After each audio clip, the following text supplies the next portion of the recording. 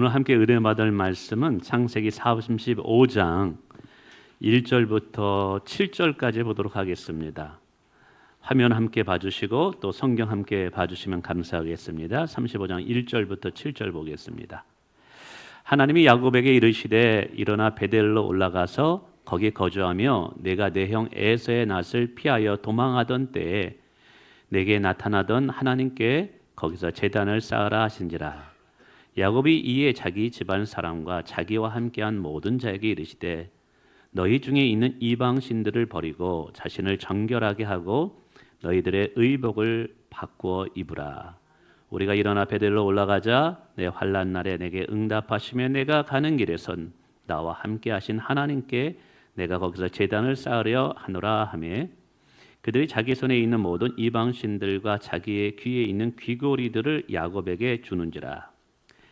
야곱이 그것들을 세겜 근처 상수리 나무 아래에 묻고 그들이 떠났으나 야곱이 그 사면 고을들로 크게 두려워하게 하셨으므로 야곱의 아들들을 추격하는 자가 없더라. 야곱과 그와 함께한 모든 사람이 가나안 땅 루스 곧 베델에 이르고 그가 거기서 제단을 쌓고 그것을 엘베들이라 불렀으니 이는 그의 형의 낯을 피할 때 하나님이 거기서 그에게 나타나셨음이더라. 아멘. 우리 옆에 분과 인사하겠습니다. 잘 오셨습니다. 축복합니다. 예, 잘 오셨습니다. 예, 반갑습니다. 이제 더위도 다 지나가는 것 같습니다. 이제 선선한 가을이 돌아오는 것 같은데 여러분의 인생에도 힘들고 어려운 것들이 다 지나가기를 바라겠습니다. 자, 오늘 야곱이 위기의 자리에서 하나님으로부터 부르심을 받습니다. 그것은 베델로 올라오라는 것이죠. 도대체 왜 하나님은 야곱에게 베델로 올라오라고 이야기하실까? 베델에 무엇이 있길래? 그리고 그 베델에 올라갔을 때 하나님께서는 그에게 어떤 은혜를 주셨을까라는 것을 함께 살펴보기를 원합니다. 이런 본문을 묵상하다 보니까 첫 번째 제 마음에 떠오른 것은 자신의 꾀로 살아가는 인생은 참 피곤할 수 있다라는 거예요. 우리가 우리의 인생을 하나님의 인도함을 받아야 되는 줄 믿습니다. 성령의 인도함을 받으며 말씀에 순종하게 살아갈 때 하나님의 인생은 우리의 인생을 복되게 만들어 주어요.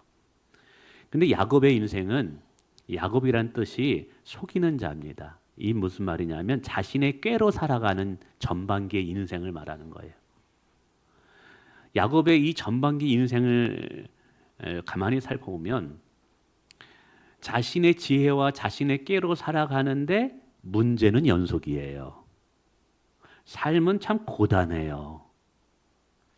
이런 모습을 통해서 우리가 영적인 분별력이 있어야 될 것 같아요. 원래 인간의 인생은 힘듭니다. 인생은 한 문제가 해결됐다고 해서 영원한 즐거움이 있는 것이 아니라 또 다른 문제가 또 와요.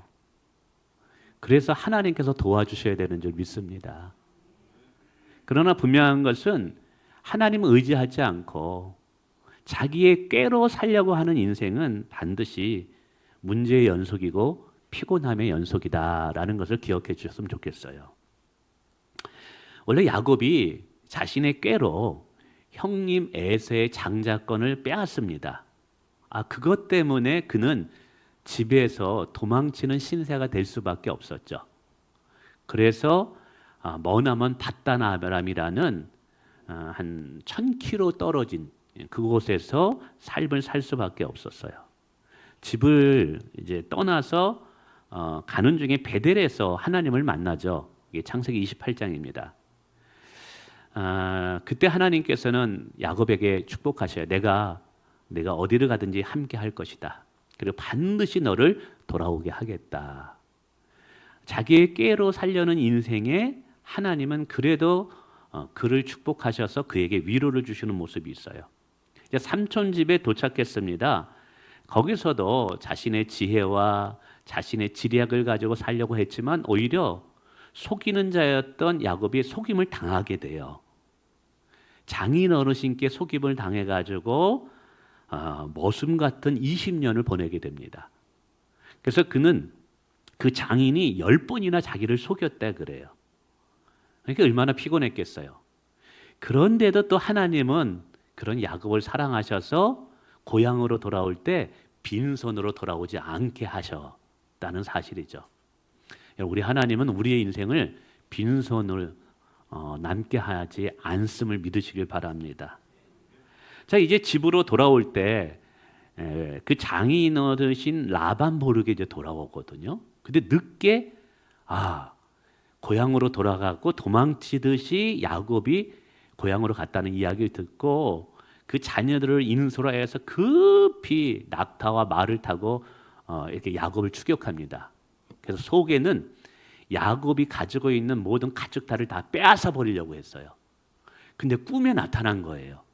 장인의 꿈에 나타나가지고 라반아, 야곱을 해하지 마라. 그거에서 굉장히 두려움을 느껴서 결국 라반은 야곱을 고향으로 보내게 됩니다. 그러니까 위기의 때마다 자기의 꾀로 이걸 넘기려고 하는데 그때마다 또 하나님이 도와주셔요. 그래가지고 이제 가나안 땅으로 돌아오는데 이 가나안 땅에도 이제 문제가 있어요. 왜냐하면 형 에서가 기다리고 있거든요. 이 에서가 자기를 죽이겠다라고 해서 두려워서 도망을 쳤는데 아직 형의 마음이 풀려지질 않는 거예요. 그래서 이것도 해결하려고 인간적인 꾀를 동원합니다. 선물 공세를 합니다. 근데 형 에서의 마음이 녹아지질 않는 거예요. 오히려 400명의 군인들을 이끌고 막 질풍노도와 같이 달려온다는 이야기를 듣습니다. 400명의 군인이 몰려오면 야곱은 목동이기 때문에 훈련받은 군인이 한 명도 없는 거예요. 이러면 우리 가족은 다 멸절당하는 것이고 가축들은 다 빼앗기는 거 아닌가? 방법이 없어요. 그래서 이때 또 야곱은 그래도 하나님을 찾아요. 야복강 강가에서 간절히 하나님을 찾자 하나님께서 형 에서의 마음을 녹여줍니다. 그래서 화해하게 돼요. 자, 이제 이렇게 또 문제가 해결됐는 줄 알았는데 다시 가나안 땅에 도착해서 세겜이라는 지역에 잠시 정착하고 있었는데 딸 디나가 이방 민족의 페스티벌에 이게 놀러 갔다가 거기서 세겜이라는 나쁜 이 족장의 아들에게 강간을 당하게 됩니다. 그러니까 문제의 연속인 거예요, 이게. 그래서 이걸 또 어떻게 하느냐? 이때 또 야곱은 어떻게 할지를 모르는 거예요, 당황해서. 그러자 분노했던 야곱의 아들들이 세겜의 족속들을 다 멸절해 버립니다. 근데 그 당시에는 이 가나안 땅에는 여러 족속들이 부족 국가로 연합 전선을 펼쳐주고 있었거든요. 그래서 한 족속이 위협을 당할 때 연합된 다른 족속이 연합해서 같이 전쟁을 치러주기로. 그러니까 야곱의 아들들이 세겜의 족속에 있는 사람들을 멸절하니까 함께 연합 전선을 폈던 브리스 족속이라든지 가나안 족속이라든지 이 강한 족속들이 야곱을 치려고 하고 야곱을 죽이려고 이제는 진을 치고 있는 거예요. 그러니까 또 위기를 당한 거예요. 이런 위기 속에서 야곱은 또 방법이 없는 거예요. 자신의 깨와 자신의 지략을 동원해서 이 문제를 해결하려고 했지만 이번에도 또 방법이 없는 거예요. 그래서 이거 어떻게 해야 되나 하나님 앞에 기도하는 중에 하나님께서 나타나신 거예요. 그래서 뭐라고 말씀하시느냐? 베델로 올라와라. 이 베델이 어디냐면 하나님께서 야곱을 처음 만나주셨던 장소거든요. 근데 올라올 때는 이번에 그냥 올라오지 말고 너희 가족이 우상을 여전히 의지하고 있는데 그 우상을 다 버리고 내게 올라와라. 그래서 야곱이 그 당시에는 이 우상이 조그만 것들 그리고 귀걸이, 목걸이 이런 것들이 다 우상을 상징하는 장식물들이었어요. 이것들을 다 뽑아가지고 세겜 나무에다가 이제 상수리 나무에 묻어두고 하나님 앞에 나가서 예배를 드립니다. 제단을 쌓고. 근데 놀라운 일이 일어나요. 예배를 드리고 하나님을 찾는 그때에 하나님께서 야곱을 죽이려고 하는 브리스 족속과 가나안 여러 족속들의 마음을 두렵게 만듭니다. 그래서 그들이 오히려 야곱을 두려워 도망을 치는 일들이 일어나게 되는 오늘 사건이 이런 내용들입니다. 이런 모습을 통해서 참 인생은 문제의 연속이구나. 자기의 꾀로 살아가는 인생은 피곤할 수 있다라는 것이죠. 여러분 평안하시길 원하십니까? 그러면 성령을 따라 행하시기를 주님의 이름으로 축원을 드립니다. 인생은 쉽지 않아요. 우리의 인생은 문제의 연속이에요. 그러나 하나님을 의지하면 그때마다 하나님이 우리를 도우시는 줄 믿습니다. 두 번째는 위기 때는 나를 도와줄 참 하나님이 누구인지를 알게 되는 때라는 것이죠. 오늘 야곱은 가나안 땅으로 향하고 있지만 자신의 집안의 우상들을 버리지 않았어요. 가족들 마음속에는 여전히 우상을 의지하는 마음들이 더 컸던 것 같아요. 근데 지금 위기를 만나니까 하나님은 그 우상을 버리라라고 말씀하고 있습니다. 이 말은 위기의 때에 문제를 만났을 때 우리가 진정으로 누구를 의지해야 하는지를 하나님께서 알려주신다라는 거예요. 하나님은 위기 가운데 야곱을 부르심으로써 야곱이 진짜 의지해야 할 분이 하나님인 것을 깨닫게 한다라는 거예요. 여러분, 오늘 우리의 인생도 평안할 때는요, 내가 무엇을 의지하는지 잘 몰라요. 모든 것이 내 뜻대로 잘 되게 하면 내가 믿음이 있는 것 같지만 진짜 내 내면 깊은 곳에 하나님을 의지하는지, 내가 돈을 의지하는지, 하나님을 의지하는지, 사람을 의지하는지 나 자신도 헷갈려요. 근데 진짜 위기를 만나잖아요. 어려움을 만나잖아요. 그러면 가짜와 진짜가 구별된다는 사실이에요. 하나님은 오늘 우리의 신앙이 진짜 위에 세워지기를 원합니다.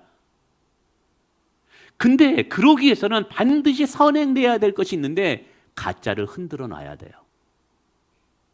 가짜를 포기하게 만들어야 돼요. 우리가 하나님이 아닌 우리가 의지하는 돈, 우리가 의지하는 사람, 우리가 의지하는 세상, 이 모든 것들이 우리의 위기에서 건져낼 수 없다라는 것을 하나님께서는 깨닫게 하시기를 원하신다는 사실이에요. 근데 그것들이 언제 드러나느냐 하면 위기와 문제 앞에서 드러난다는 거예요. 왜 하나님께서 위기의 때에 야곱에게 나타나셨느냐? 바로 그것은 야곱이 붙잡고 있었던 것은 자기는 하나님을 믿고 가족도는 하나님을 믿는다고 하지만 사실 하나님 보시기에는 그들의 마음에는 우상을 의지했던 것들이 있던 거예요. 그래서 위기는 우상이 얼마나 헛된가를 보여줍니다. 나를 도와주실 수 있는 분이 누구인지를 명확하게 깨달을 때가 누구냐? 언제냐? 여러분, 위기 때예요. 문제를 만나면 내가 힘들고 어려울 때 나에게 도움이 되실 분은 하나님밖에 없다라는 것을 깨닫게 된다라는 사실입니다. 다시 말씀드리지만 하나님은 우리의 신앙을 진짜 하나님 그 믿음 위에 세우기를 원하셔요. 근데 우리는 이거를 잘 모른다니까요. 하나님을 믿는다고 하면서 사실은 내가 돈을 의지하고 있는 거예요. 하나님을 의지한다고 하면서 내 생각과 내 지략과 내 경험을 의지하고 있는 거예요. 우리는 이걸 착각할 때가 많아요. 근데 위기를 만나면 내가 진짜 누구를 의지하고 있는지를 알게 됩니다. 여러분 이해되시겠습니까? 저도 건축하는 과정 중에 어떤 어려움을 만난 적이 몇 번 있었어요. 이때 진짜 저의 믿음이 민낯이 드러나더라고요. 나는 하나님을 믿고 의지한다고 했는데 진짜 믿고 의지하는가? 내가 진짜 하나님을 신뢰하는가? 이게 언제 드러나느냐? 위기를 만나면 그때 드러나요. 가짜와 진짜가 드러난다는 사실이에요. 그래서 하나님께서 우리에게 위기를 허락하시는 이유가 뭔지 아십니까?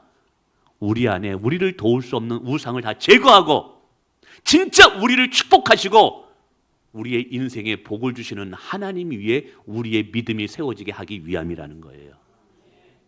그래서 우리가 위기를 만났을 때 사람들은 이렇게 질문을 해요. 왜 하나님은 내게 이러한 어려움을 주는가? 왜라는 질문을 던져. 왜 하나님은 내게 이런 어려움을 주지? 그러나 위기의 때에 하나님께서 내 가짜를 흔들어 버리고 진짜를 내게 주시기를 원하는 것을 아는 자는 질문이 달라져요. 어떻게 해요? 하나님은 이 위기를 통해 나를 어떻게 빚어갈까라고 질문이 바뀐다는 거예요. 왜요? 위기는 하나님을 붙잡는 저류의 기회가 되는 것을 알기 때문에 그래요.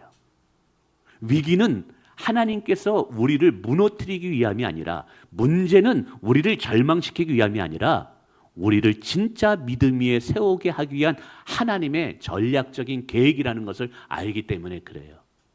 이 신실하심을 믿는 사람은 하나님 왜 내게 이런 어려움을 주십니까? 라는 질문이 아니라 하나님 도대체 이 위기를 통해서 나를 어떠한 사람으로 만들어 가시려고 하시는 것인지요? 이 문제를 통해서 나를 어떤 믿음의 사람으로 세워가시려고 하시는지요? 라고 질문을 바꿔야 된다는 사실이에요.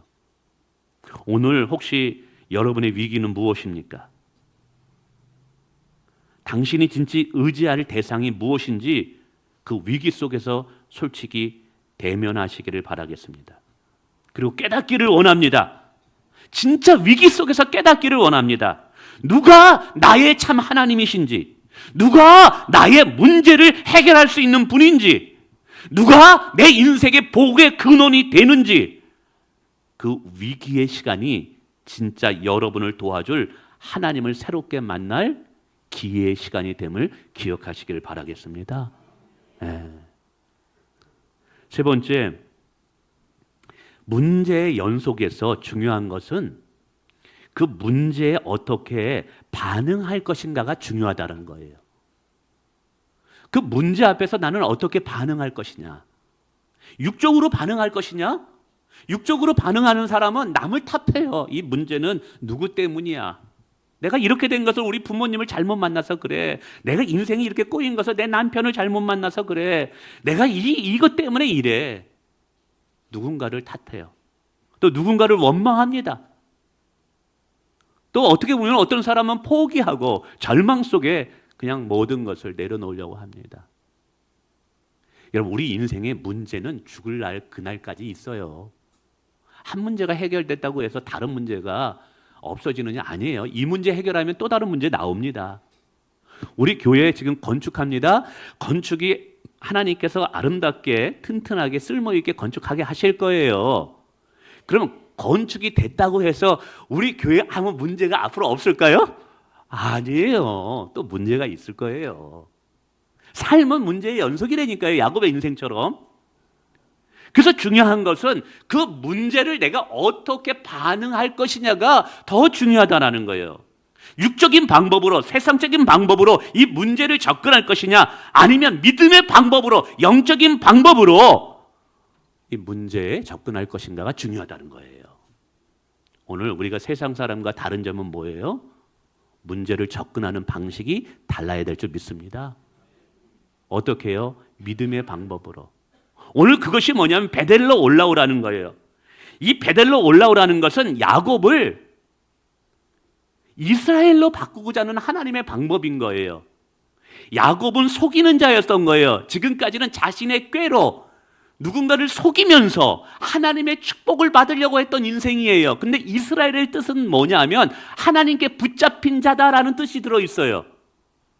하나님께 붙잡히다라는 것은 이제 하나님의 은혜 속에서 하나님 안에 인생을 살아가는 자로 하나님이 바꾸시고자 하는 것이죠. 그래서 오늘 우리가 문제를 만났을 때 오늘 베델로 올라간다라는 것은 하나님께서 우리를 갱신시키는 믿음의 사람으로 만드는 기회로 바꾼다라는 거죠. 우리는 여기에 이렇게 순응하고 반응해야 된다라는 것이죠. 여러분, 오늘 베델로 올라가라 했을 때 첫 번째 베델로 올라가는 이유가 뭔지 아십니까? 하나님께서 야곱을 만나 주셨던 첫 번째 장소고 하나님의 약속이 선포된 자리예요.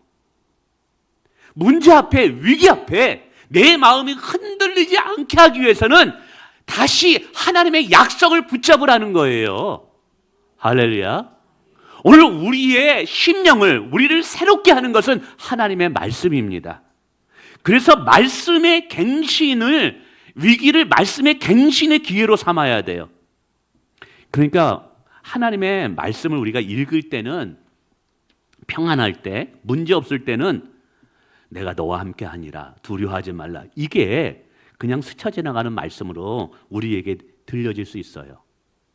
근데 내가 문제를 만나거나 위기를 만났을 때 하나님의 말씀을 읽잖아요.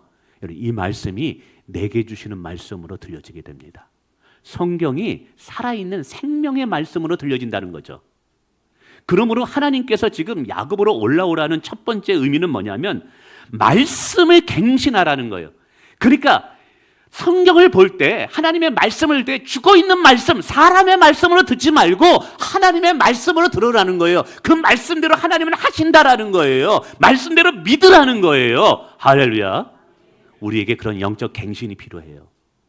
두 번째는 우상을 버리래요. 그리고 우상 단지를 다 땅에 묻고, 그리고 금고리, 귀고리가 있는데 이게 뭐냐면 다 우상으로 만든 액세서리예요. 이것들을 다 땅에 묻고 하나님께 나오래요. 이게 뭐냐? 의지할 대상을 분명히 하라는 거예요. 위기의 때는 하나님을 의지하는 갱신의 기회로 삼아야 돼요. 우리가 지금도 하나님 믿습니다. 할렐루야. 평안할 때도 하나님 믿습니다. 그러니까 하나님께 나왔죠. 근데 위기의 때는 뭐냐면 우리가 딱 간절히 하나님을 붙잡아야 될 때라는 거예요. 그 위기의 때에, 그 힘들 때 하나님을 더 간절히 붙잡고 의지하는 기회로 만들라는 거예요. 그러면 하나님을 경험하게 될 줄 믿습니다. 여러분, 문제를 만났을 때 어디 먼저 찾아가세요? 사람 찾아가세요? 아니에요. 문제를 만났을 때 먼저 기도하는 자리로 나오셔야 돼요. 하나님께 간절히 기도할 때 하나님이 일하시는 것을 보게 될 줄 믿습니다. 저는 처음에 목회할 때 문제가 생기면 내가 이리 뛰어다니고 저리 뛰어다니고 이 사람 만나고 저 사람 만나고 그러는데 이게 참 더 꼬여지더라고요. 이게 안 될 때가 더 많아요. 말이 더 막 풍선처럼 벌어나가지고. 그래서 저는 문제가 생기면 먼저 작전 기도합니다. 요즘도 어떤 고민거리가 있어가지고요, 새벽 기도도 기도하지만 낮에 1시간 반, 2시간 혼자 기도하는 시간을 갖습니다. 왜요? 인간은 사람의 문제를 임시 방편적으로 해결할 수 있지만 본질적으로 해결하는 분은 하나님이시기 때문에 그래요. 여러분, 위기를 만나셨습니까? 다시 한번 하나님을 간절히 찾는 기회가 되시길 축원을 드리겠습니다. 뿐만 아니라 오늘 예배를 드리라고 이야기하고 있어요.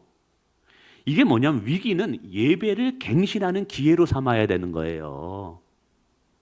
평안할 때는 하나님을 찾는 예배가 간절하지 않아요. 새벽기도 나오라 그래도 뭐 평안한데 뭘. 근데 문제 생겨 보세요. 어때요?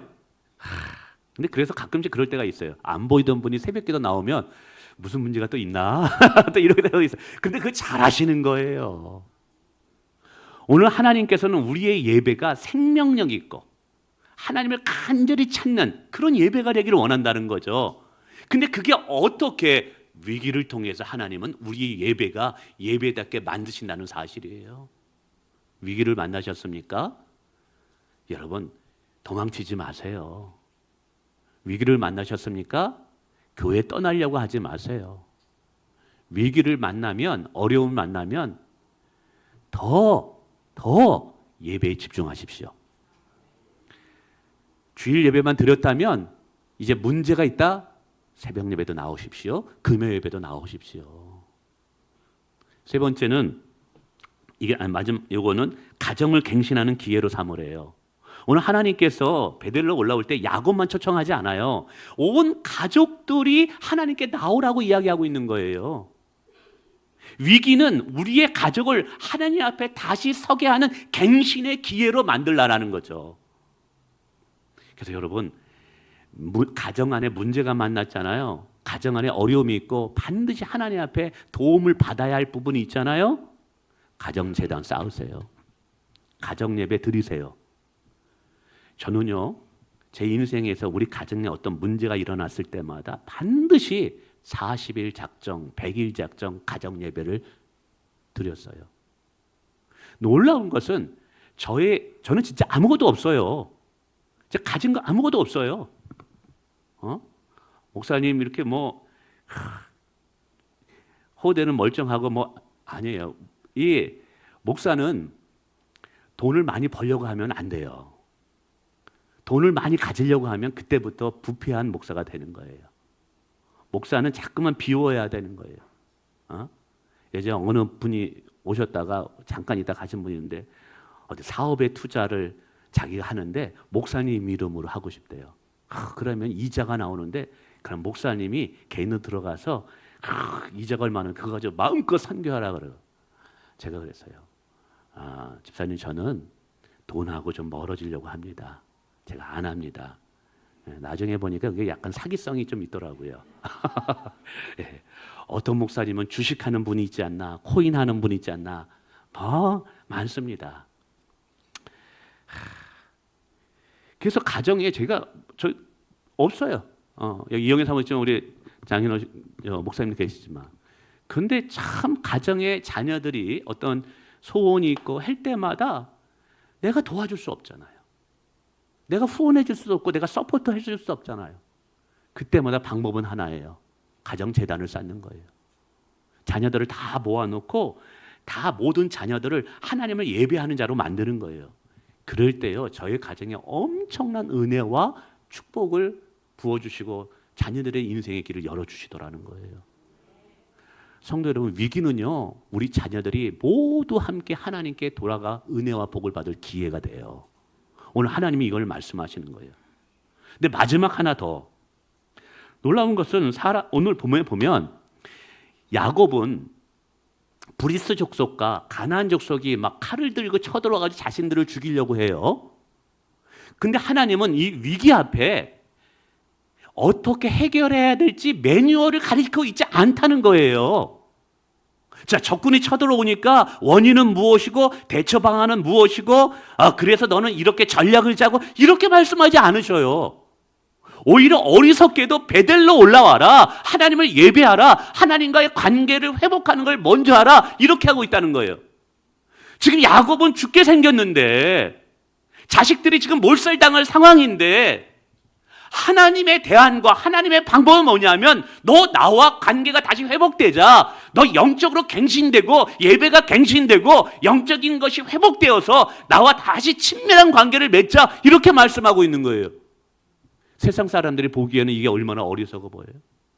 아니 지금 문제가 코가 석잔데 지금 부도 날 위기고 지금 내 자식이 진짜 너무 힘든데 예배를 먼저 드리라고요? 먼저 기도하라고요? 이게 세상 사람 보기에는 얼마나 어리석어 보여요. 하나님은 오늘 야곱이 위기를 당했는데 야곱이 위기를 헤쳐나갈 방법을 가르쳐주고 있지 않아요.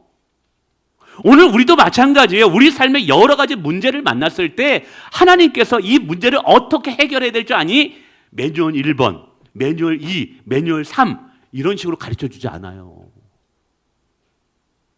너 이렇게 하면 이 문제 해결할 거야, 이렇게 가르쳐주고 있지 않아요. 엉뚱하게도 뭐예요? 너 예배의 자리 안에 무너졌어. 예배의 자리를 회복해야 돼. 너 하나님을 향한 첫사랑을 잃어버렸어. 하나님의 첫사랑을 회복해야 돼. 내 마음에 하나님을 믿는다고 하지만 여전히 네 안에 우상이 있어. 하나님을 의지하지 않는 게 있어. 그거 다 버리고 오직 하나님만을 의지하는 자로 네가 변화돼야 돼. 이렇게 얘기하고 있다는 거예요. 여러분, 이것이 문제 해결의 방법인가요? 세상 사람들이 보기에는 너무나 맞지 않는 모순적인 이야기예요. 근데 문제는 이것이 야곱의 문제를 해결했다는 거예요. 이것이 지금 야곱의 위기를 극복하게 하는 하나님의 방편이었다는 거예요. 엊그제 어느 분이 저에게 찾아오셔서 이런 말씀을 하더라고요. 목사님, 저는요 하나님이 전능하신 분인 줄 알아요. 그리고 믿고 있어요. 근데 왜 하나님이 내 문제 해결하지 않죠? 하나님이 한 방에 내 문제가 해결될지어다 하면 한 방에 해결돼야 하는데 왜 이렇게 해결되게 하지 않죠? 왜 이렇게 침묵하는 것처럼 보이죠? 도대체 이유를 알 수 없어요. 그러나 목사님, 저는 하나님이 한 번에 해결할 수 있는 것은 믿긴 믿어요. 제가 가만히 생각해보니까 맞는 말이에요. 하나님은 전능하신 분이기 때문에 그 사람의 문제 해결할 수 있을까요, 없을까요? 근데 왜 해결을 안 하지? 궁금하잖아요. 제가 그랬어요. 다 케이스 바이 케이스인데 집사님의 삶이 어떤지 제가 좀 알지만 하나님의 어떤 뜻이 있을 것이다. 그러나 내가 큐티를 해봤더니 하나님은 당신의 문제가 해결되는 것보다 먼저 관심은 당신이 하나님 앞에 올바로 서는 것이 우선이다. 지금 예배의 자리에 빠지지 않느냐. 예배의 자리를 지켜라. 하나님을 향한 첫사랑 다 잃어버리고 있지 않느냐. 구원받았을 때, 이 교회에서 직분 받았을 때 그 감격과 기쁨으로 즐거움으로 봉사했던 거 다 잊어버리고 있지 않느냐. 그거 회복하는 것이 먼저이다. 베델로 올라가야 된다. 하나님을 의지하는 것이 먼저이다. 그리하면 하나님께서 나머지 것들을 자연스럽게 되게 만드시더라. 여러분, 오늘 우리의 인생은요, 되어지게 되는 인생이 돼야 돼요. 되어져야 돼요, 그냥. 우리 건축도 진행됩니다. 이 건축도 막 내가 되겠다, 막 만들겠다 한다고 해서 되는 게 아니에요. 이 건축도 되어져야만 되는 거예요. 되어진다는 것은 보이지 않는 하나님의 섭리가 하나님의 손길이 붙잡고 있어야지만 되는 거예요. 모든 인생 다 행복하기를 원합니다. 여기에 계신 분들도 다 행복하기를 원할 거예요. 근데 여러분, 사람이 단순히 열심히 산다고 해서 다 행복해지던가요? 아니잖아요. 우리 알잖아요. 인생 살다 보니까. 저는 가만히 제 인생을 들어보니까 저는 행복하거든요. 행복은 제가 만들어내지 않았더라고요. 우리 가정의 행복 제가 만들어내지 않았더라고요. 그냥 되어졌더라고요. 되어졌더라고요. 이게 뭐냐? 보이지 않는 하나님의 손길이 함께 해주신 거예요. 오늘 야곱의 문제, 지금 브리스 족과 가나안 족속이 자신의 가족들을 멸절시키고 모든 가축들을 빼앗아가려는 이 위기 앞에 하나님은 대안을 제시한 거예요.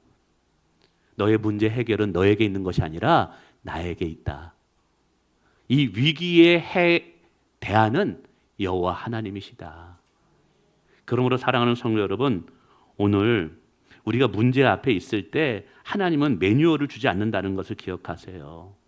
하나님이 먼저 우리에게 관심 있는 것은 우리가 다시 언약의 자리로 나오고 예배의 자리로 나오고 회개의 자리로 나오고 하나님만을 의지하는, 하나님만을 소망으로 두는 자로 우리가 변화되기를 원한다는 거예요.